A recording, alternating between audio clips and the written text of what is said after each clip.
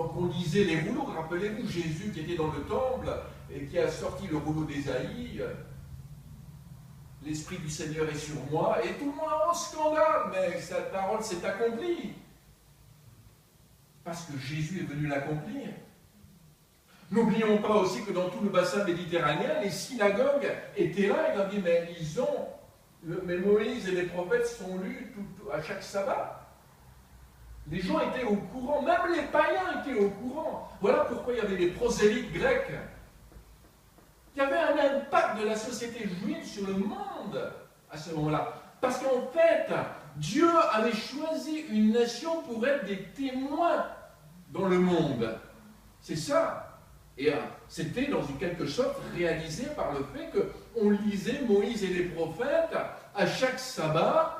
On les lisait et ceux qui voulaient bien écouter la parole, à mon avis, la synagogue c'était un endroit public, c'était libre, on pouvait y rentrer, il y avait pas, les gens n'étaient pas rejetés. Même les païens n'étaient pas rejetés. S'ils voulaient, ils pouvaient aller écouter les rouleaux qui étaient lus, les rouleaux qui étaient stockés, là, préservés.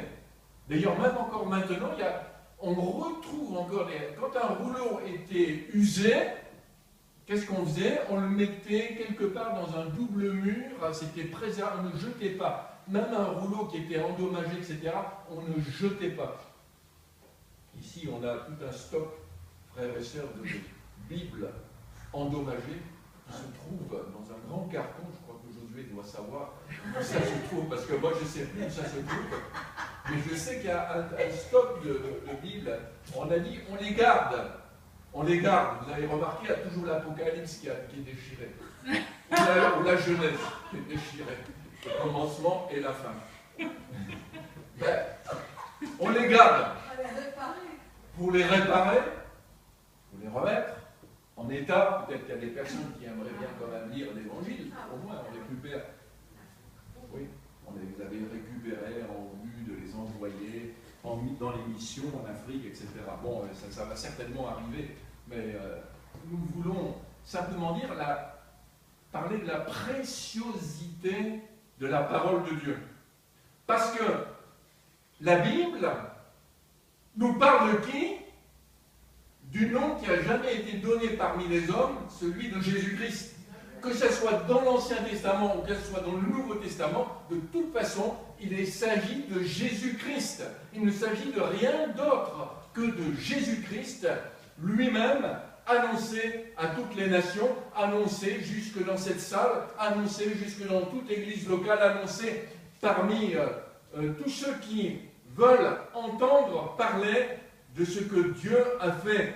Dieu a ressuscité des morts, c'est par le nom de Jésus-Christ de Nazareth que vous avez crucifié et que Dieu a ressuscité des morts, c'est par lui que cet homme se présente en pleine santé devant vous. Jésus est la pierre rejetée par vous qui bâtissez et qui est devenue la principale de l'angle. Comprenez combien ils ont été furieux d'entendre ça.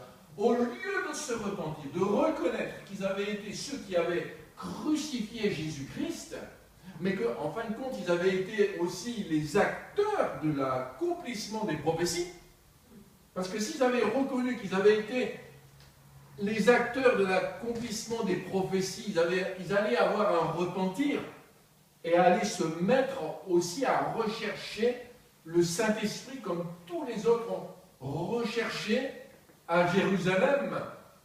Et Dieu allait changer complètement le cours des choses. J'ai même l'impression que, enfin, c'est ma pensée, mais que, est-ce que le temple même aurait été détruit si tous les Juifs s'étaient convertis, jusqu'aux principaux sacrificateurs, même, donc responsables, il y aurait peut-être quelque chose de différent. Mais bon, l'histoire n'était pas comme celle-là. Ça a été différent, complètement différent, parce que l'Ancien Testament a été complètement remplacé par la Nouvelle Alliance. Il y a cette Nouvelle Alliance. Et Dieu, donc, a accompli ce miracle. Alors, nous voyons que dans la parole de Dieu, Jésus accomplissait aussi des miracles, même le jour de sabbat. Le jour de sabbat, qu'est-ce qu'il disait? Si un homme reçoit la circoncision, la circoncision c'était à combien de jours pour le bébé? 8 jours. 8 jours. Vous savez pourquoi?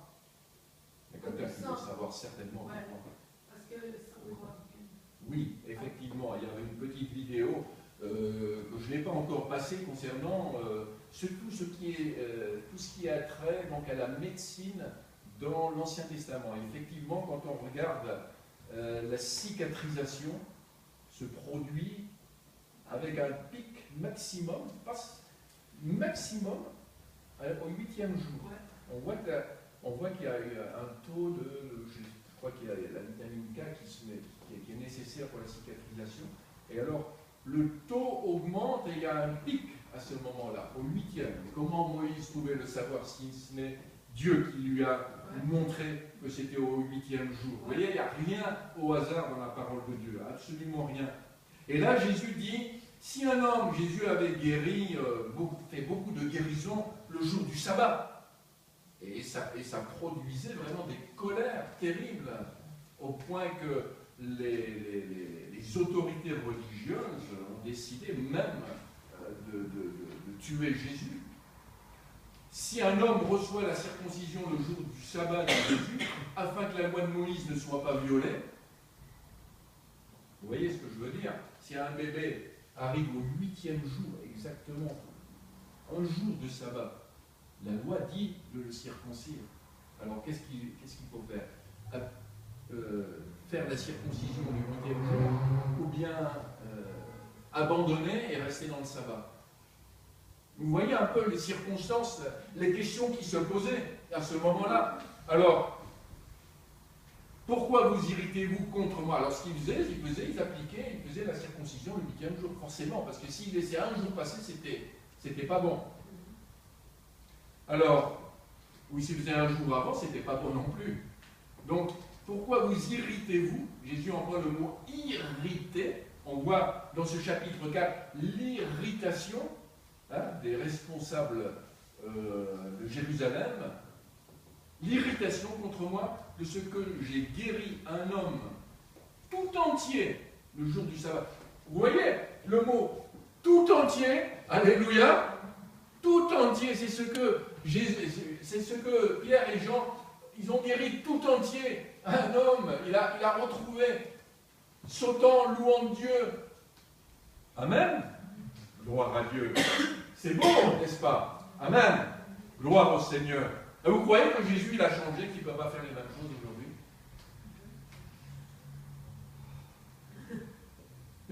Il n'a pas changé. Jésus n'a pas changé, il est le même hier, aujourd'hui, éternellement. Alors là aussi, c'est un verset que tout le monde cite. Jésus est le même hier, aujourd'hui, éternellement. Alors vous entendez ça dans toutes les églises, c'est prêché partout, il n'y a pas de nom, c'est prêché partout aussi. Le verset 12, il n'y a de salut en aucun autre, car il n'y a sous le ciel aucun autre nom qui ait été donné parmi les hommes par lequel nous devions être sauvés. Voilà un verset qui est cité. Alors, on cite ces versets. Alors, voyons, y a-t-il une réalité encore aujourd'hui? Y a-t-il encore de l'opposition aujourd'hui? Vous voyez que le nom de Jésus-Christ n'a pas changé. Le nom de Jésus-Christ, par contre, va changer notre vie. Amen. C'est notre vie qui va changer. Jésus, lui, ne change pas, il n'a pas besoin de changer. C'est notre vie qui a besoin de changer. Amen. Changer comment?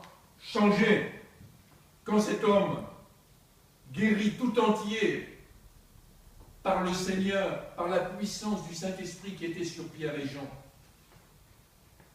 La puissance du Saint-Esprit n'est pas une option, c'est quelque chose que Dieu veut donner à chacun. Ce n'est pas une option. Alors vous me direz, c'est Pierre et Jean, effectivement, qui sont allés vers. Ils étaient remplis du Saint-Esprit. Pierre et Jean, mais nous avons vu qu'il y avait ceux qui servaient la soupe aux veuves. Qui étaient ceux qui servaient la soupe aux veuves?